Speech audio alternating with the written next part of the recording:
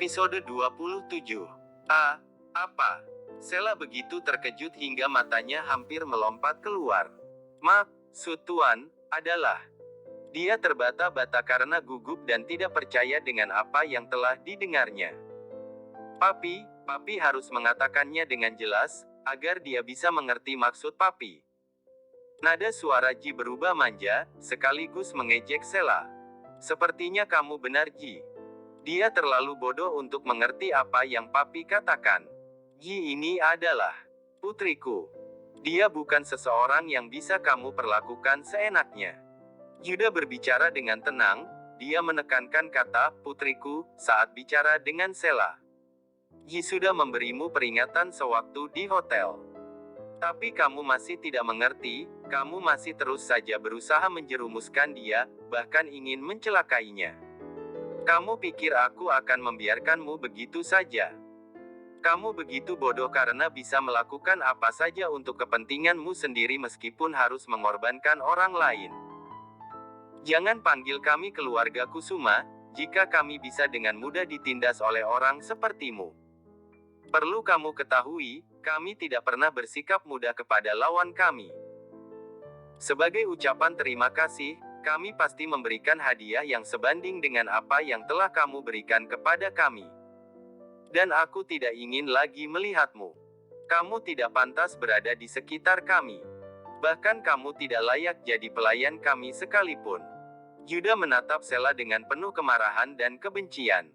Sudahlah Pi, kita pergi saja dari sini. Kita tidak harus berurusan dengan orang seperti dia. Ji berdiri dan berjalan menuju Yuda, tapi dia berbalik dan menundukkan kepala berbisik kepada Sela. Jangan pernah muncul lagi di hadapanku. Jika aku sampai melihatmu lagi berada di sekitar kami, aku tidak akan lagi segan-segan terhadapmu. Ji memberikan peringatan keras terhadap Sela. Suaranya terdengar begitu dingin hingga membuat Sela merinding. Kemudian Ji berjalan meninggalkan kamar hotel bersama sang ayah dengan tersenyum licik. Ji masih merasa tidak puas dengan peringatan yang diberikan. Jadi dia mengambil ponsel dari tas tangannya dan menghubungi seseorang. Halo, kantor polisi. Aku ingin melaporkan tentang kasus prostitusi di kalangan modeling. Akan aku kirimkan dokumen yang aku miliki sebagai bukti. Ji menutup panggilan kemudian menoleh kepada Yuda yang berada di sebelahnya. Bagaimana menurut Papi? Mata Ji berbinar, seperti ingin mendapatkan pujian dari sang Papi. Lumayan. Ji mengernyitkan dahi mendengar tanggapan sang Papi. Hanya lumayan saja. Papi menyebalkan. Ji membuang muka dari ayahnya, layaknya anak kecil yang sedang marah. Dari belakang mereka, Edward sedang memperhatikan. Dia sudah mendengarkan semuanya dari balik pintu. Ternyata dia perempuan yang tangguh dan berani. Pantas saja aku sangat tertarik padanya. Dia memang patut untuk aku perjuangkan cintanya. Edward tersenyum dan mengikuti mereka. Sementara di dalam kamar hotel, Sela sedang terdiam tak berdaya mencerna apa yang baru saja terjadi. Bagaikan disambar petir di siang bolong, dia sama sekali tidak menyangka semuanya jadi seperti ini. Bagaimana semuanya ini bisa terjadi? Jadi dia putri dari Yuda si raja bisnis. Sela bergumam dalam derai air mata dengan tatapan mata kosong. Dia masih terpaku tak berdaya dengan seluruh tubuhnya bersandar pada sandaran sofa. Badannya lemas, wajahnya begitu pucat. Seluruh tubuhnya gemetar. Habis sudah, semuanya sudah berakhir. Tidak hanya karirku saja yang dengan susah payahku bangun selama ini. Tapi sekarang, hidupku sepenuhnya hancur. Aku telah menyinggung Yuda, si pebisnis kejam dan dingin.